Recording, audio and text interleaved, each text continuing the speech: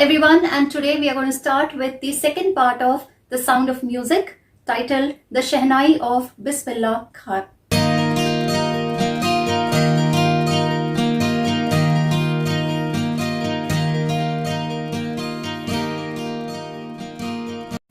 Ustad Bismillah Khan, the recipient of Padma Shri, Padma Bhushan, Padma Vibhushan and Bharat Ratna.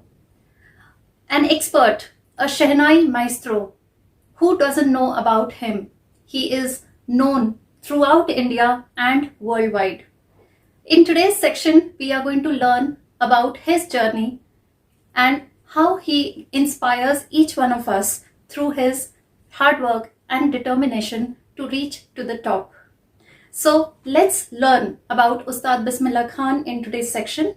I'll read out the lesson and explain it to you along with the word meanings, followed by a brief summary and the question answers. But before that, the moral, of course. Since the writer of this part is not known to us, so we are going to directly jump to reading and explanation. But before that, if you want to know more about Ustad Bismillah Khan, I have included his video links in the description box. Don't forget to check them out. And also the timestamps about this video that I am making. So let's start with the reading and explanation, The Shehnai of Bismillah Khan.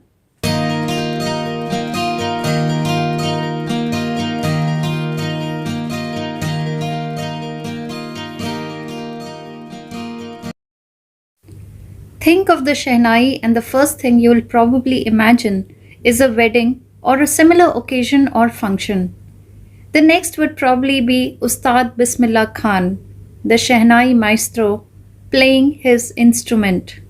Maestro is an expert performer of classical music. Now let's read the chapter. Emperor Aurangzeb banned the playing of a musical instrument called pungi. Pungi is a musical instrument which has holes on it and it is played by blowing air into it. In the royal residence, for it had a shrill, unpleasant sound. Shrill means high-pitched. Pungi became the generic name for reeded noisemakers. Generic name means a name given to a class or group as a whole, and reeded means wind instruments which have reeds like the flute, the clarinet, etc.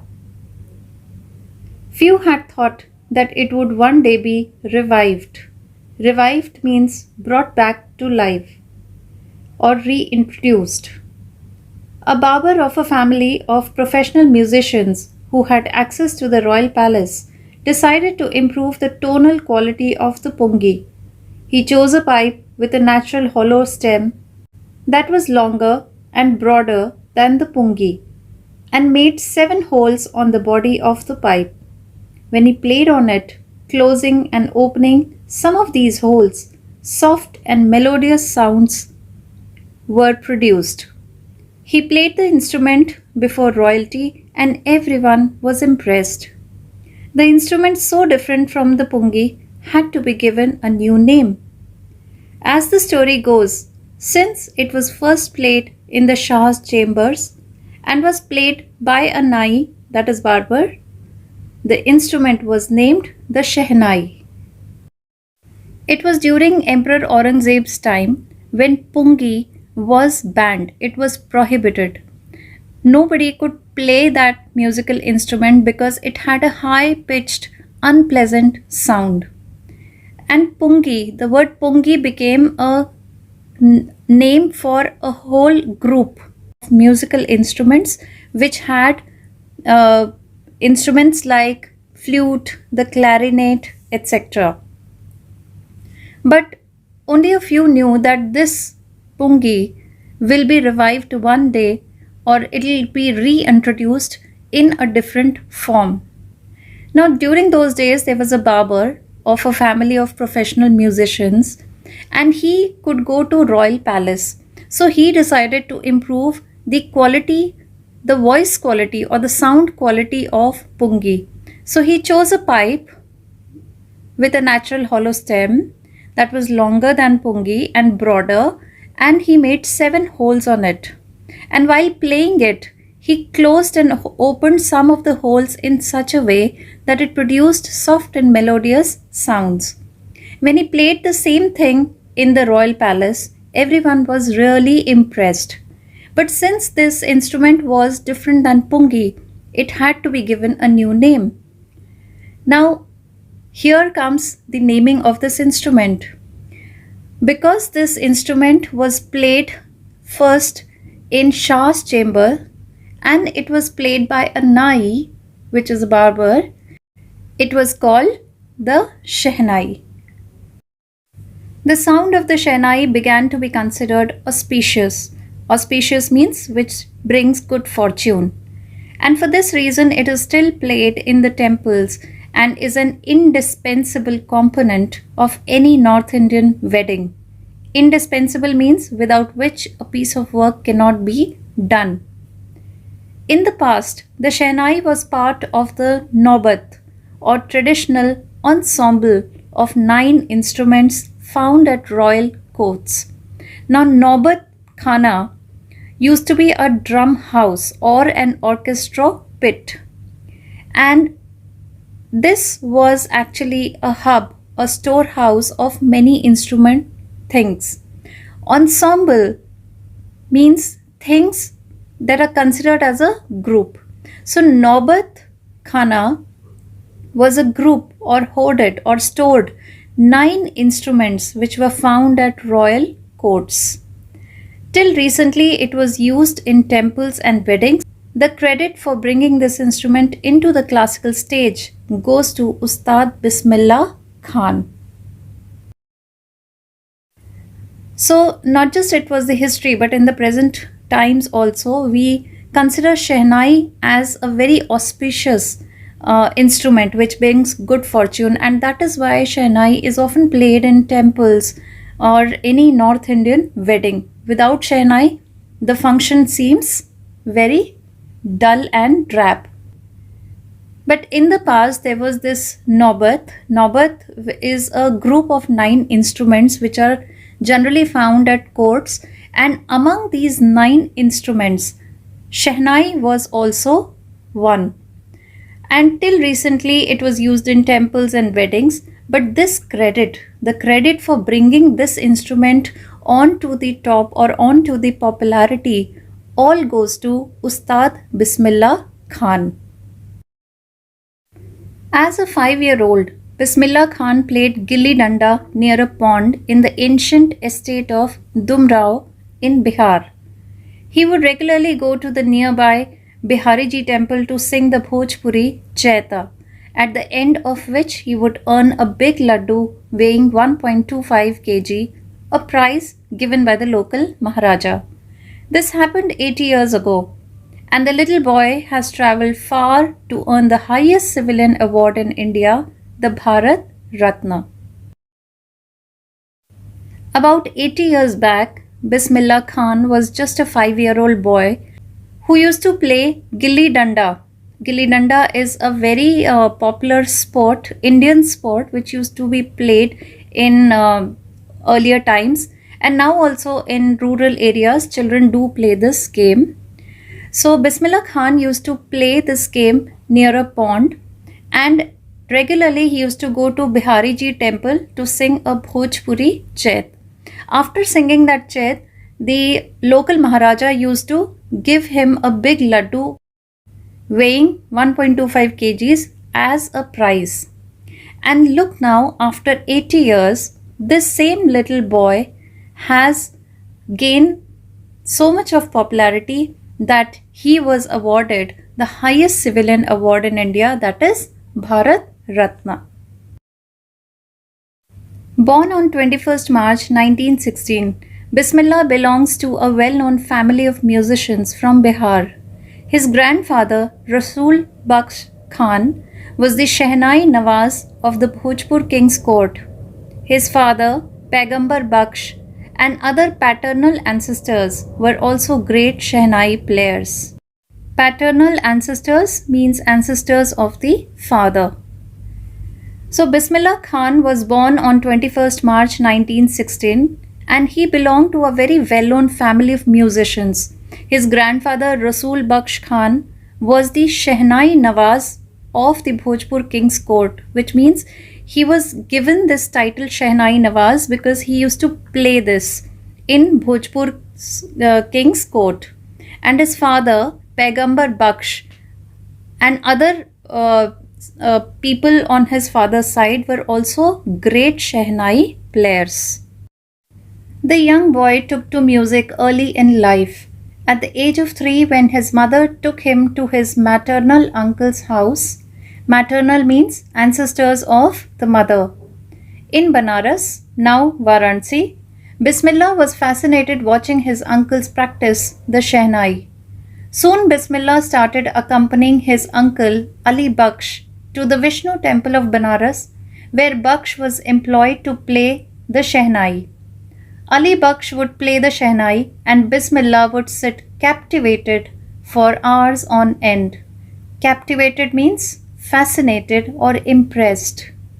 On end means for a very long time without stopping. Slowly, he started getting lessons in playing the instrument and would sit practicing throughout the day. For years to come, the temple of Balaji and Mangal Maya and the banks of Ganga became the young apprentice's favorite haunts. Apprentice is a person who works as a trainee at low wages, where he would practice in solitude. Solitude means being lonely. The flowing waters of the Ganga inspired him to improvise and invent ragas. Raga is a framework of music in Indian classical music that were earlier considered to be beyond the range of the Shehnai. As a young boy, Bismillah Khan took a lot of interest in music, and at the age of 3, when his mother took him to his maternal uncle's house in Banaras, Bismillah was really impressed when he watched his uncle practice the Shehnai. Soon Bismillah started accompanying his uncle Ali Baksh, who went to Vishnu temple of Banaras, and there Ali Baksh was employed, or he was given payment to play the Shehnai. Ali Baksh would play the Shehnai and Bismillah would just sit there impressed, looking at or listening to the Shehnai for hours. And then slowly, Bismillah Khan also started getting lessons in playing the instrument and would sit practicing throughout the day. Bismillah Khan's favorite place for practice was the temple of Balaji, Mangal Maya, and the banks of Ganga. He felt that the Ganga had inspired him to improvise himself, and the blessings of river Ganga had made him invent such ragas which were beyond the range of Shehnai, in the sense that those rags which could never be played on Shehnai were first time introduced or invented by Bismillah Khan. At the age of 14, Bismillah accompanied his uncle to the Allahabad Music Conference. At the end of his recital, Ustad Fayaz Khan patted the young boy's back and said, "Work hard and you shall make it." With the opening of the All India Radio in Lucknow in 1938 came Bismillah's big break. He soon became an often heard Shehnai player on radio. When Bismillah Khan grew up a bit at the age of 14, he once went to Allahabad Music Conference with his uncle. And at the end of his recital means a musical performance or a concert, Ustad Fayaz Khan patted Bismillah's back and he told him to work hard and he shall make big out of it. And then in 1938, when All India Radio in Lucknow started, it gave Bismillah a big break because soon Bismillah was playing Shehnai on radio and it was often heard and became popular amongst the masses. When India gained independence in 15th August 1947, Bismillah Khan became the first Indian to greet the nation with his Shehnai. He poured his heart out into Rag Kafi, from the Red Fort to an audience which included Mahatma Gandhi and Pandit Jawaharlal Nehru, who later gave his famous Tryst with Destiny speech. Then later, on 15th August 1947, when India was independent, Bismillah Khan was the first Indian who played Shehnai at Red Fort. And he played Shehnai on Rag Kafi. And amongst his audience were Mahatma Gandhi and Pandit Jawaharlal Nehru. Pandit Jawaharlal Nehru later on gave his famous speech Tryst with Destiny. Bismillah Khan has given many memorable performances both in India and abroad. His first trip abroad was to Afghanistan, where King Zahir Shah was so taken in by the maestro. Taken in by means attracted or charmed by. Maestro is an expert in music, that he gifted him priceless Persian carpets and other souvenirs. Souvenirs means things given in memory of a place, person, or event. The King of Afghanistan was not the only one to be fascinated with Bismillah's music. Film director Vijay Bhatt was so impressed after hearing Bismillah play at a festival that he named a film after the instrument called Goonj Uthi Shehnai. The film was a hit, and one of Bismillah Khan's compositions, Dil Ka Khilona Hai Toot Gaya, turned out to be a nationwide chartbuster. Chartbuster means record breaker. Despite this huge success in the celluloid world, celluloid is an old-fashioned way of referring to films. Bismillah Khan's ventures in film music, ventures means projects, were limited to two: Vijay Bhatt's Goonj Uthi Shehnai and Vikram Srinivas' Kannada venture Sanadi Appanna. I just can't come to terms with the artificiality and glamour of the film world, he says with emphasis. Bismillah had gained a lot of popularity both in India and abroad. His first trip was to Afghanistan, where King Zahir Shah was so impressed by his performance that he gave him expensive Persian carpet and things in memory of that place or event. Back in India, he also impressed two film directors. One was Vijay Bhatt, who started with a film based on the name of Shehnai, which was called Goonj Uthi Shehnai. And this film was hit because it had one of Bismillah Khan's compositions, a song which was titled Dil Ka Khilona Hai Toot Gaya. It's a very memorable, a record-breaking song in history. And then another movie which was made by Vikram Srinivas was made in Kannada, Sanadi Appanna. But even after doing well with these two movies, Bismillah Khan was not very impressed with the artificiality and the glamour of the film world. So that was it, and he never continued in the film world as it is. Awards and recognition came thick and fast. Thick and fast means rapidly and in great numbers. Bismillah Khan became the first Indian to be invited to perform at the prestigious Lincoln Center Hall in the United States of America. He also took part in the World Exposition in Montreal, in the Cannes Art Festival, and in the Osaka Trade Fair. So well known did he become internationally that an auditorium in Tehran was named after him, Tahir Mausiqui Ustad Bismillah Khan. Bismillah Khan gained a lot of popularity and awards too soon and too many. He was the first Indian who was invited to perform at Lincoln Center Hall in USA. He also took part in World Exposition in Montreal, in the Cannes Festival, and also in Osaka Trade Fair. And in Tehran, he was so popular that there was an auditorium which was named after him. And the name given to that auditorium was Tahir Mausiqui Ustad Bismillah Khan. National awards like the Padma Shri, the Padma Bhushan, and the Padma Vibhushan were conferred on him. Conferred means given, usually an award or a degree. In 2001, Ustad Bismillah Khan was awarded India's highest civilian award, the Bharat Ratna, with the coveted award resting on his chest. Coveted means much desired, and his eyes glinting with rare happiness. Glinting means sparkling. He said, "All I would like to say is teach your children music. This is Hindustan's richest tradition. Even the West is now coming to learn our music."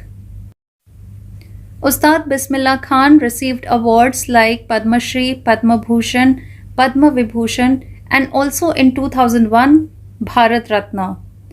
So, on receiving all these awards, he gave a message to everyone, and he said that one should teach our children music because this music is Hindustan's richest tradition, and even the Western countries are coming to our country to learn our music. In spite of having traveled all over the world, Khan Sahib, as he is fondly called, is exceedingly fond of Banaras and Dumrao, and they remain for him the most wonderful towns in the world. A student of his once wanted him to head a Shehnai school in the USA, and the student promised to recreate the atmosphere of Benares by replicating the temples there. But Khan Sahib asked him if he would be able to transport river Ganga as well. Later he is remembered to have said, "That is why whenever I am in a foreign country, I keep yearning to see Hindustan." Yearning means wanting or longing. While in Mumbai, I think of only Banaras and the holy Ganga, and while in Banaras, I miss the unique matha of Dumrao. Matha is a drink which is made with dahi or buttermilk with spices. It is like a similar spicy chach. Bismillah Khan was also called Khan Sahib fondly by his fans, and he feels that however much he travels in the world, his favorite two places were Banaras and Dumrao. Once upon a time, a student of his wanted him to head a Shehnai school in USA, and then the student promised that he will make the same atmosphere as Banaras by making same kind of temples, by replicating the temples there in USA. But Khan Sahib then asked him if he will be able to transport river Ganga there also. So this tells us that he was so attached to Banaras, to Ganga, to the Indian earth, Indian culture, that he never wanted to leave his own country and go somewhere else, because river Ganga had been his inspiration since childhood. And so he also speaks that whenever he is in foreign country, he is always wanting to come back to Hindustan. When he is in Mumbai, he misses the holy Ganga or the view in Banaras, and when he is in Banaras, then he misses the taste of matha, that is a spicy buttermilk of Dumrao, which he always liked. Ustad Bismillah Khan's life is a perfect example of the rich cultural heritage of India, one that effortlessly accepts that a devout Muslim, devout means believing strongly in a religion and obeying its laws and following its practices, like him, can very naturally play the Shehnai every morning at the Kashi Vishwanath temple. Ustad Bismillah Khan passed away on 21st August 2006 at the age of 90 after a prolonged illness. Prolonged means which happened for a long time. He was given a state funeral, and the government of India declared one day of national mourning. When he was interviewed by Shekhar Gupta for Reader's Digest in October 2005, Shekhar Gupta asked him a question. When partition happened, didn't you and your family think of moving to Pakistan? Bismillah Khan said, God forbid me leave Banaras? Never. I went to Pakistan once. I crossed the border just to say I've been to Pakistan. I was there for about an hour. I said namaskar to the Pakistanis and salam alaikum to the Indians. I had a good laugh. So, by now we know that Ustad Bismillah Khan's life was a perfect example of the combination of and cultures of India. He was a Muslim who believed strongly in Muslim laws and followed its practices. But on the other hand, every morning, without fail, he used to love playing Shehnai at the Kashi Vishwanath temple also. Ustad Bismillah Khan died on 21st August 2006 after a long illness, and when he died, he was given a state funeral, and the government of India declared one day of holiday as a national mourning. So it is understood that a person like Ustad Bismillah Khan was not just talented, was not just uh, very down to earth, but he was also attached to the roots of his country. He never distinguished between religions. Being a Muslim himself, he paid equal respect to the Hindu religion and the gods and the goddesses as well. A salute to Ustad Bismillah Khan as we close this chapter.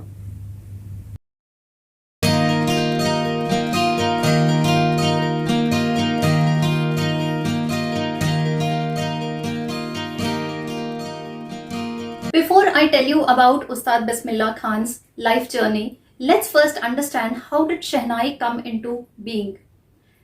During Aurangzeb's time, Pungi was a musical instrument which was banned to be played because it had a shrill noise. It had an unpleasant noise. So, there was this barber who belonged to a family of musicians. He invented an instrument which was made of a hollow stem and which had holes in it, and he played it in such a way by closing and opening the holes that the sound which came out of it was very melodious and impressed the king at that time. Since this instrument was played in the royal palace in front of Shah and it was invented by a Nai, that is a barber, it was termed or it was named as Shehnai. Talking about Ustad Bismillah Khan, he was born on 21st March 1916 in a family of musicians. His grandfather and his father both were very expert Shehnai players. At the age of 3, he accompanied his maternal uncle Ali Baksh when he used to play Shehnai at the royal place. And from that time or from that moment of his life, he got so impressed, so fascinated by this musical instrument that he also thought of picking up this instrument as his profession or passion.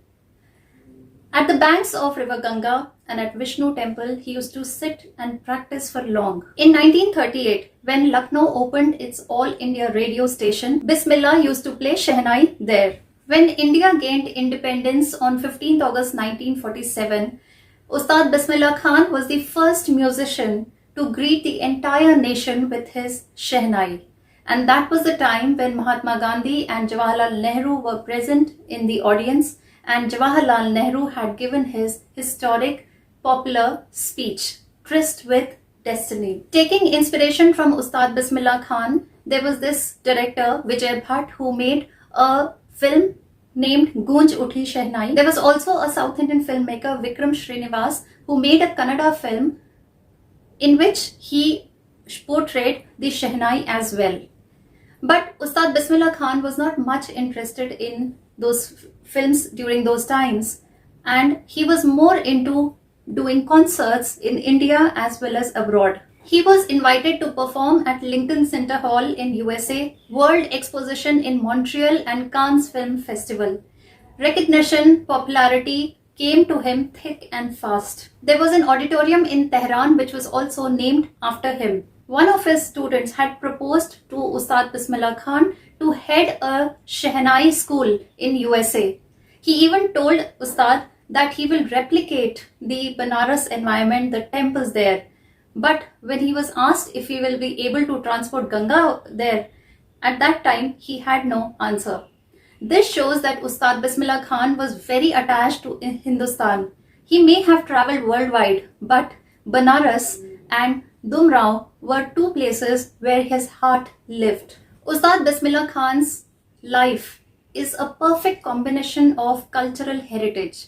He belonged to Muslim religion, but he gained inspiration from the temples and Ganga Maiya. Unfortunately, on 21st August 2006, Ustad Bismillah Khan left for heavenly abode. He died after a prolonged illness, and after his death, he was given a state funeral and one-day holiday for the entire nation. This was the inspiring life of Ustad Bismillah Khan. And his speciality was that all those ragas which were never played on Shehnai, he was the first person to play on that musical instrument. And because of him, this instrument has come up front.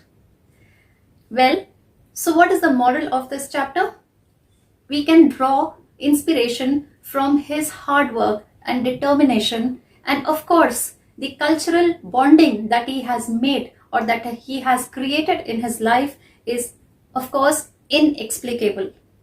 So determination, hard work, persistence is the only way and is the only key to success.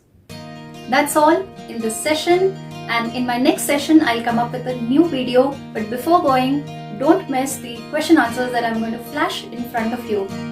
Thank you very much. God bless you and take care.